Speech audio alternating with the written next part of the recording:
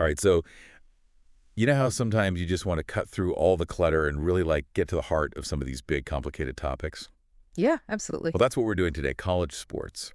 Okay. You sent me over a ton of research articles and stuff, and we're going to dive into what's really going on kind of beneath the surface of you know, this whole world. Yeah. Football Saturdays, March Madness, all of that. A multi-billion-dollar world we're talking about.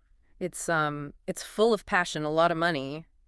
Pretty staggering levels, actually. Yeah, and when you think about it, ESPN is dropping billions, literally billions of dollars just for TV rights alone. Yeah. And then you see these coaching salaries, like Nick Saban's supposedly making over $10 million a year. Wow. It's hard to even fathom the scale of it all. But the question we kept coming back to as we're looking at this stuff is, with all this wealth, all this money sloshing around, why is there this feeling that something's not quite right?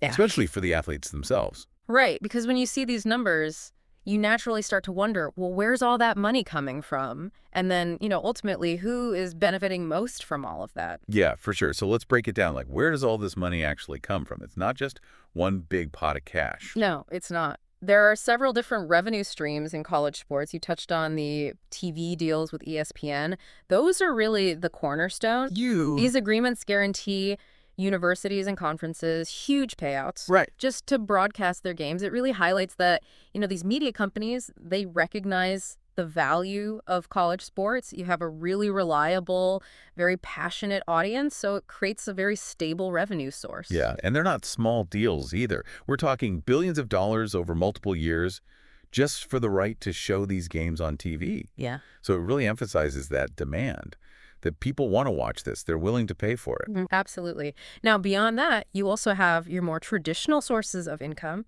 Ticket sales, of course. For major programs, those can be absolutely enormous. Oh, yeah. You have merchandise, jerseys, hats, everything you can imagine.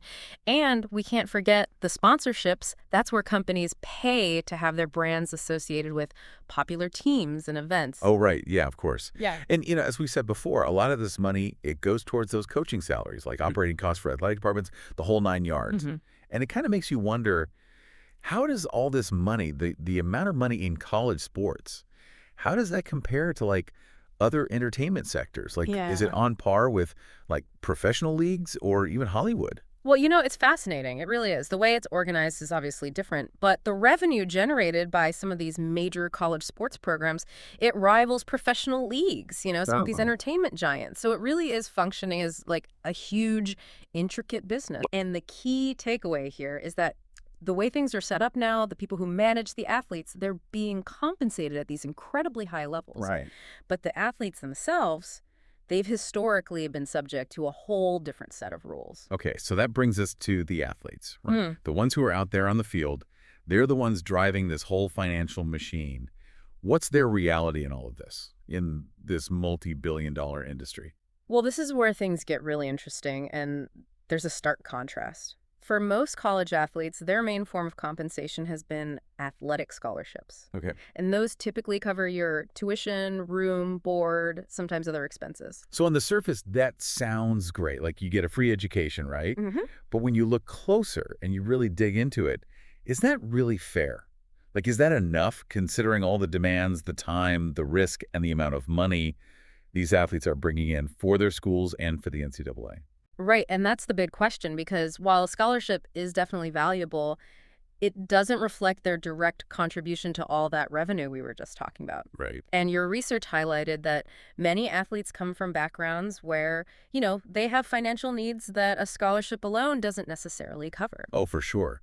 And we can't forget, the physical and mental toll that comes with competing at such a high level. You're talking grueling training schedules, constant pressure to perform, and the possibility of injuries. Right, absolutely. These are demands that often mirror what professional athletes go through, but historically, they haven't had those same opportunities for direct financial compensation.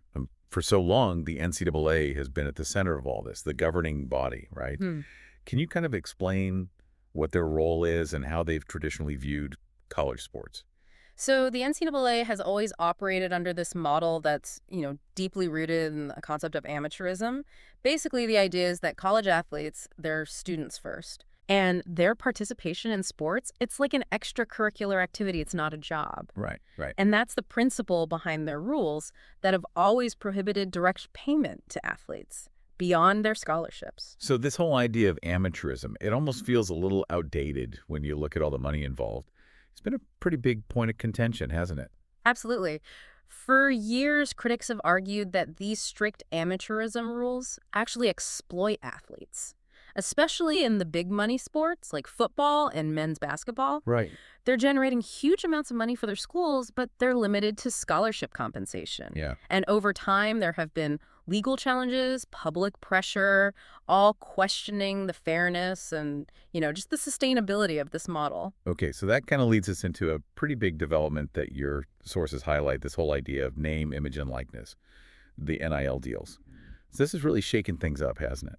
Yeah, it's a big turning point. For the first time, college athletes can actually earn money from endorsements, appearances, leveraging their social media. Right. So it's definitely opened up new opportunities for some athletes to, capitalize on their fame and their talent. So with NIL in place, does that address those concerns about fairness we've been talking about? Is that the hidden truth being acknowledged and kind of like fixed? NIL is a huge step in the right direction. It really has empowered a lot of athletes, but it hasn't necessarily fixed everything.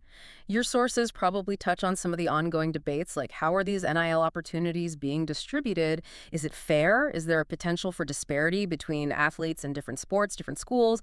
And does it really go far enough in recognizing their contribution to the financial success of college sports as a whole? So it sounds like even with all these changes, there's still a darker side to college sports that we should be talking about. What are we looking at here?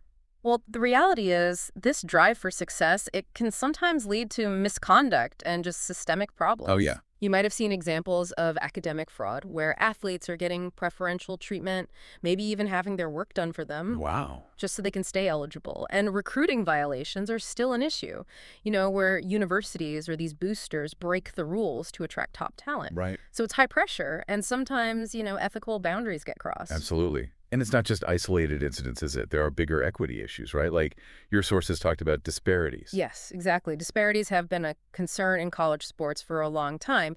The differences in resources, funding, opportunities between men's and women's sports programs, that's still a major topic of discussion.